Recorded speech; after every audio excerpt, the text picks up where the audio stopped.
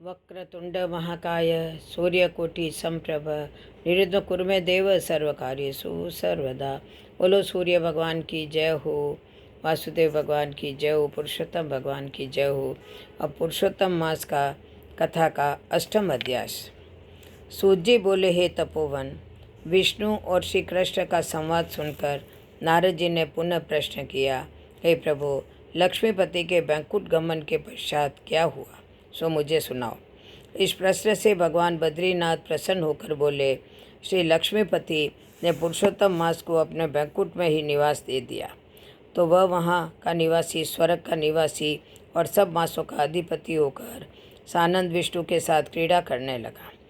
अनंतर के हे मुने, भक्त वत्सल भगवान युधिष्ठिर और द्रौपदी की ओर देखते हुए श्री कृष्ण जी अर्जुन से कहने लगे, हे राज शार्दुल, मुझे विदित है कि आप लोगों ने वन में आकर कष्ट सहे हैं, इसी से आपको पुरुषोत्तम मास ध्यान नहीं रहा। वृंदावन श्री कृष्ण का प्रिय पुरुषोत्तम मास आदर नहीं पा सका। व्यास जी से शिक्षा प्राप्त करने हेतु युद्धशील अर्जुन भी इस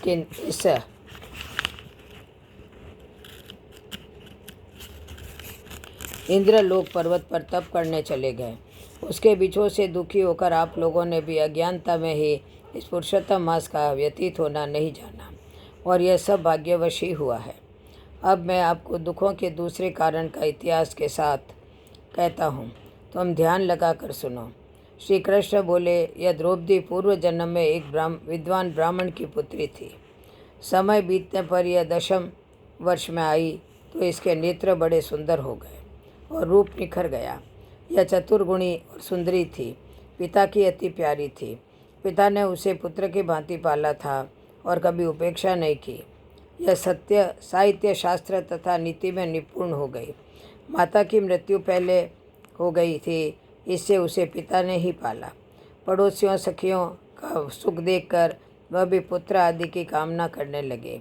विचार करने लगी कि ऐसा गुणी और भाग्यशाली पति, पुत्र आदि मुझे किस प्रकार प्राप्त हो।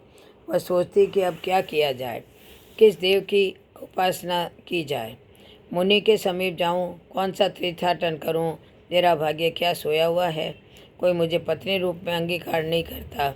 इतने विद्वान होने पर भी मेरे पिता भाग्य दोष से ही मूर्ख बने हुए हैं, जो विवाह की वयस होने पर भी मेरे लिए उपयुक्त वर नहीं ढूंढा। मैं अपनी सखियों से विमुख बनी हुई हूँ, किंतु फिर भी मैं कुमारी हूँ। मेरे सखियों को स्वामी के सुख का जैसा अनुभव है, मुझे वैसा नहीं है, इसी से मुझे अत्यंत क्लेश है। इसी प्रकार इच्छाओं के समुद्र में चिंतापूर्वक कन्या मोह और शोक के सागर में डूब गई।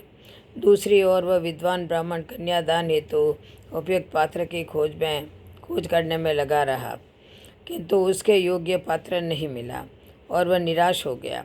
अपनी कन्या के दुर्भाग्य से उसके संकल्प का पिंजरा टूट गया और देवगशात ने उसे तीव्र एवं दारुण ज्वर ने ग्रस्त कर लिया।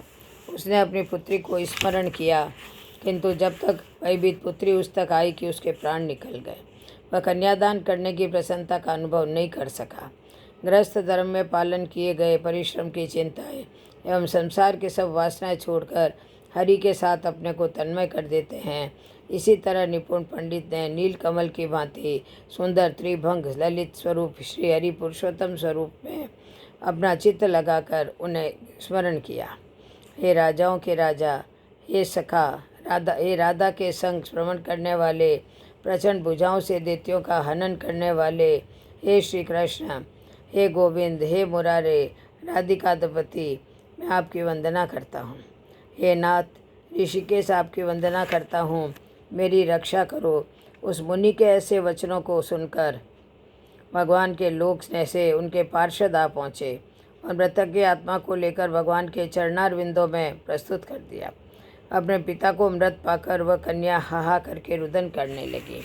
पिता के शरीर को गोद में रखकर वह विलाप करने लगी, हाय पिता, अपनी पुत्री को सुख में रखने वाले कृपालु, मुझे आप किसके आश्रय छोड़ गए हो। मुझे पितृहीनी की अब कौन रक्षा करेगा। न मेरा कोई है, न कोई और कुटुंबी जन, मेरी तपस्विनी माता भी तो नहीं है।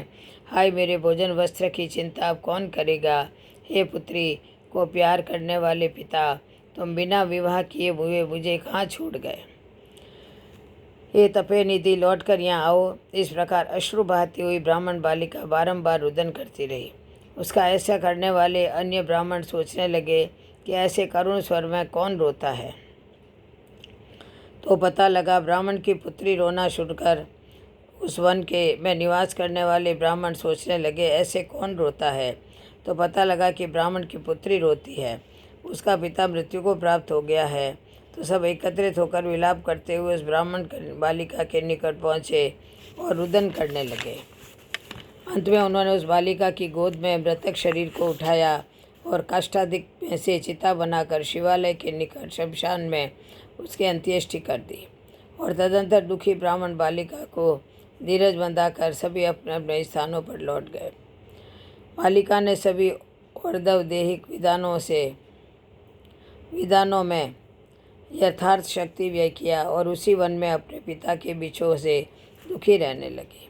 इति श्री ब्रह्मनारदीय पुराणे पुरुषोत्तम महात्म्ये श्री नारायण नारद संवाद कुमारी विलापो नाम अष्टोध्याय समाप्त। बोलो पुरुषोत्तम भगवान की जय हो, वासुदेव भगवान की जय हो। जय जय श्री राधे, जय जय श्री कृष्ण, जय जय श्री राधे।